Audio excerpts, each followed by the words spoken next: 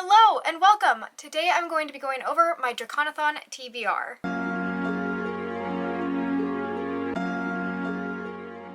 If you don't know what Draconathon is, I will go ahead and link my introduction video down below, but if you don't want to participate or you don't want to click around, it's a dragon readathon. Myself and Soleil at Soleil Celine host a dragon readathon. We took a year off last year, but that's because life was messy. We're back and we're reading dragon books all month long. I'm going to give a brief refresher on the prompts just to make sure this video connects back to the readathon, but know that there is also a spreadsheet because we're collecting gems, and then there's a giveaway at the end of the month of August. If that sounds fun to you, I highly encourage you to join. We also have an Instagram and a Discord. Again, back to the refresher of the prompts. First, we have Snapdragon. That is to read a book with spells. So this can range from magicians, sorcerers, wizards, all using different spell work, curses, things that you can incorporate into the spell prompt are pretty wide. Then we have Sakura Blossom or Cherry Blossom, and that is to read a book with nature either on the cover or playing a major role within the story. Then we have the Forget-Me-Not prompt. This is such a cute prompt. I was really proud of the name on this one, and that's to read the oldest dragon book on your TBR. That can either be interpreted as the oldest dragon book of print on your TBR, like it was made in the 1970s, or it can be the oldest book that you put on your TBR that's a dragon book. So if that differs for you, you can pick, you can choose. We're not going to be policing how you fulfill the Forget-Me-Not prompt. For floral, we're not aggressive. Then we have the Daisy prompt, and this is a dainty dragon read. This is going to be a dragon-related story or concept that's under 250 pages. Then finally, Gardenia is the love prompt, and this is, of course, love in all of its forms, as long as it plays a major role in the story. This can be found family, familial love, platonic love, queer platonic love, romantic love. Love takes so many forms. Go ahead and celebrate it alongside with dragons. Now to get into my TBR, which I am super stoked about. I finally made it this morning. I took the morning off of work to make this video because I knew I wasn't going to be able to do it tonight. I needed to narrow it down. It was something like 20 dragon books. So I have narrowed it down to 5. First, To Shape a Dragon's Breath. This is actually our I would call it a group book, but actually Draconathon is going to be going all year round on Fable because we're going to be reading dragon books once a month. It's not the group book in that you would have to read it in order to fulfill any of the prompts. It's just the debut of our Fable, and we're super excited about it. To Shape a Dragon's Breath does cover 2 prompts that I know of. I haven't read the book yet, so we'll see if it covers more. The first page has lots of nature. Feeling pretty good about the Sakura or Cherry Blossom prompt. And then we have Gardenia also covered because there is a polyamorous queer romance in this book as well. Let's get into the blurb of the book to give you a little bit of what it's about. The beginning of the blurb is, a young indigenous woman enters a colonizer-run dragon academy and quickly finds herself at odds with the approved way of doing things. In the first book of this brilliant new fantasy series, the remote island of Masquapog has not seen a dragon in many generations until 15-year-old Anarchis finds a dragon's egg and bonds with its hatchling. Her people are delighted, for all remember the tales of the days when dragons lived among them and danced away the storms of autumn, enabling people to thrive. That's nature right there. Danced away the storms of autumn. Nature. Covered. Done. Anarchis is revered as a Nompeshaway, a people in a unique relationship with a dragon. Unfortunately for Anarchis, the English conquerors of her land have different opinions. I won't read the rest of the blurb because that's enough for me. That's like the starter pack of a concept of a really good book. So I'm in. I'm very excited for it, and if you'd like to read it as well,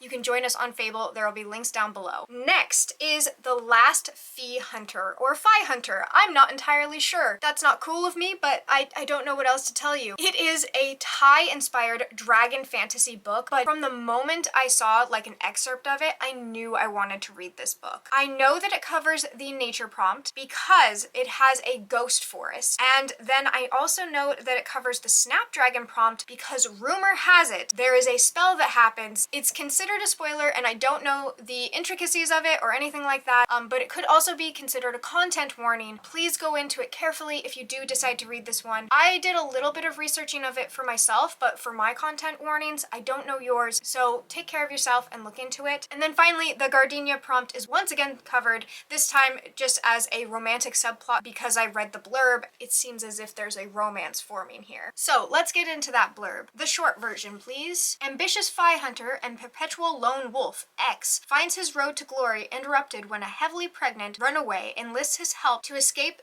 through the ghost-infested forest. X, the youngest member of the Fi Hunter Order, has spent his life slaying the ghosts and demons of Suyuram Kingdom. While he takes great pride in his magical trade, collecting dwindling bounties and peddling butchered spirit organs lacks the glory he craves. That's fair. He's determined to hunt down Shar Allah, a demon of nightmares who has eluded even X's masters. And then, skipping down to the bottom, we're back to the pregnant lady. X must face dangers from both men and monsters or lose not only the respect of the Fi Hunters, but the hunters themselves, along with the woman he's trying not to fall in love with. Sounds like he might fall in love with her. I'm calling it Gardenia. I have other books to cover it if I'm dead wrong. Next up, let's talk about one of the only, actually I think it is the only, physical book on my TBR, and that is The Shadow of the Gods by John Gwynne. This is going to be my forget-me-not prompt.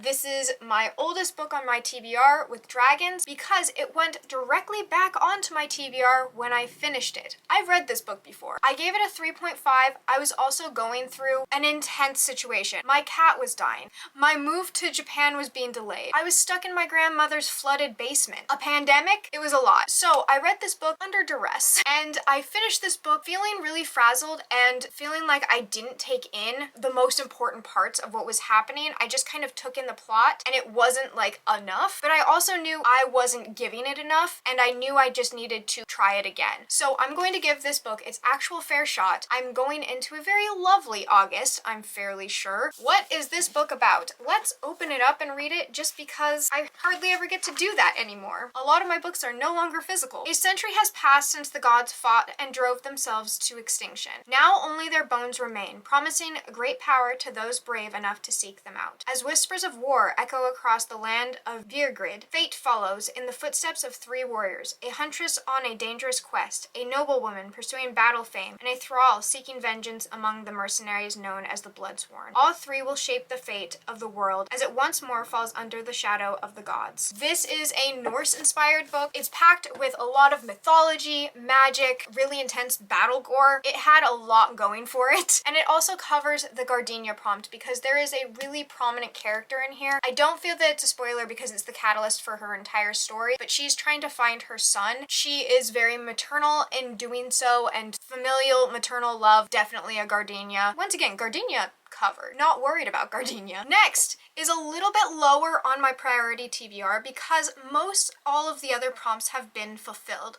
I feel like everything's been covered, and definitely the nature prompt, which is what this book would be under, but it's just so pretty and it's just so perfect for the nature prompt, and if I just happen to have time, and I do already have it on my Libby app, then I'm going to be reading Dragon Fruit. This cover, come on. Okay, first off, obviously it gives nature, but it also is just so gorgeous.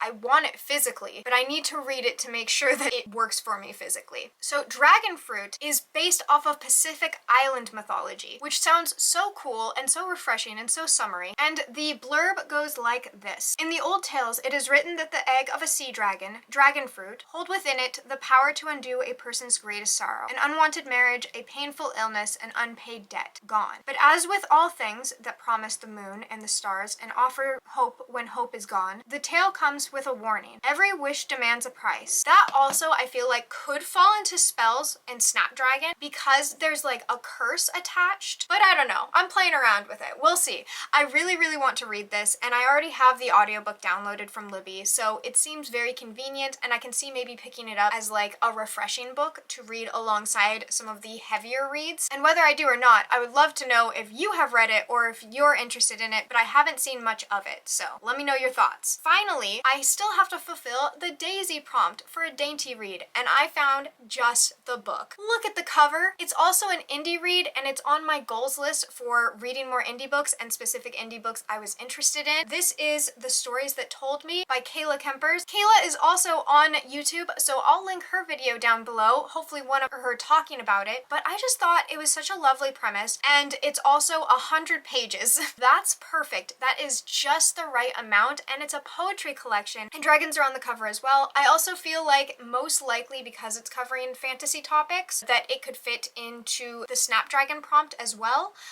since a lot of the time you will see spells and such, and I don't know, spells and poetry seem like they go really well together. So what is this poetry collection about? For the kids that always had their nose stuck in a book and their head in the clouds, The Stories That Told Me is a collection of poetry and prose that is made up of 3 acts that follow the progression of growing up, from whimsical innocence to dark and difficult teen years to the coming of age and adulthood. The Stories That Told Me is a love letter to the dreamers that grew up, told through the lens of fairy tales and escapism. This is for me. She said it was to me. It's also a love letter. So there's Gardenia, once again, based off of the dedication which she dedicated partially to herself and her younger self. I also think that this is a really strong expression of self-love, which is so important and definitely a form of love that should be celebrated, cherished, and encouraged. So this is going to fulfill my Daisy prompt and also finalizes my TBR. Finally, I've been messing with this TBR since the beginning of July because we knew we were doing Draconathon and we had a little bit of a heads up on what the prompts were because we were creating them. That did not work to my benefit. It just made me incredibly indecisive. But I have decided. It has been decided and I'm super excited to read these books. Editing Jade here from 30 minutes in the future. I did forget the other half of my own readathon. So, very briefly, I'm going to go over the activity prompts for Draconathon. First is Dragon's Meadow. This is to post a picture of a book and flowers, or just take a picture of book and flowers. It's up to you. I plan on doing that. I have lots of dragon books. I have lots of flowers. Not a problem. Next is Dragon's Den. This is to reorganize or declutter or in some way like vavoom your bookshelf. I recently got a second shelf and I just did like a little trinket haul, so I plan on doing a bookshelf tour as well as an unhaul. And then for Dragon's Breath. Dragon's Breath is to do a mindfulness activity. I'm actually writing book 2 of my own fantasy series, and so I will actually be doing a more writing routine related August where I have a time each morning where I write, and I'd love to incorporate yoga into that so I can have a bit more of a grounding and good workspace, good like mindset going into writing book 2, because there's a lot more pressure now that I've gotten reviews, and I think that that'll really help me. Then, oh my gosh, my phone is at 1%. Then we have Dragon's Hatchling. This is to do a dragon related craft or activity. We have Kaida as a coloring page. Thank you to Bashful Sketches. I will have the Google Drive down below if you'd like to color in Kaida as well and post about it. So that would definitely cover the Dragon Hatchling prompt. But I also plan on hitting up my students on how to make origami. Maybe not this exact design because this is intricate, but I do love my dragon origami and I thought it would be really cool and a fun way to like talk and hang out with my students. Finally, Dragon's Feast. This is to make a dragon food or beverage. I want to make a good fun meal for the House of the Dragon season finale. I won't give any spoilers here, but I do have a theory that Sheep Stealer, which is a dragon within the Song of Ice and Fire universe, is going to make an appearance, and so I would love to make Sheep Stealer lamb shank, spicy lamb shank, and then Sheep Stealer being the dragon. It makes sense. Okay, back to wherever I end up inserting this clip into this video. Let me know if you've read any of these books on the list. Let me know if you enjoyed them or if you plan on participating in a Draconathon. If you end up having a Draconathon TBR, feel free to add us at Draconathon or hashtag us over here on YouTube, and we are so excited to see the different dragon books that are being read. Or if you don't plan on posting anywhere, go ahead and leave a comment letting me know one of your favorite dragon books. There's so many out there, so many good ones. I feel like I've only just brushed the surface of the amount of dragon books in this world, and I am stoked for it. Before you go, a brief shout out to myself because I took a marketing class and I'm supposed to be talking about this book a lot more than I am. down. So if you stuck around, I'm letting you know that I wrote a book. It's called The Solstice Court, and it is a cozy political fantasy, the first in a trilogy. I hope it's not a quartet. I really want to fit it into a trilogy, but I'm not going to force the system. Anyway, it's a cozy political fantasy following a girl named Kezra who's grown up in an isolated vale of peace. She is in a neutral kingdom while the two kingdoms on either side of her have been fighting a long-standing war. They are both considered her allies, and when they show up to her court, she has to show up for them and try and practice neutrality, a thing I personally don't know exists. If you also think neutrality is a little bit of a morally gray area, go ahead and pick up my book, or if you just want something cozy to read, it's also very autumnal. It takes place on the autumn equinox into late autumn, so you can see a lot of autumn atmosphere and colors and themes and magical elements that I really enjoy in my autumn. So if you're tired of this heat, there's a pre-order link down below that you can go ahead and pre-order the ebook copy. Or if you think that this book is right for you and you'd like to write an early review, I have an ARC reader list down below, and you can sign up to get an advanced ebook copy. If you want the physical copy, which I don't blame you, it's gorgeous, I do have physical copies coming out most likely in September. If there is pre-orders, definitely be making an announcement for it, but as of right now, I'm playing it safe, playing it close to the chest, and it's ebooks and ARCs for now. If that interests you, go ahead, click those links down below, or add it to your TBR for the future. Thank you so much for watching. Whether you listened to my pitch or not, I appreciate you being here. I look forward to hearing about all of your different dragon books. Have a lovely August, and please enjoy the sun or more stars wherever you are. Until next time, bye!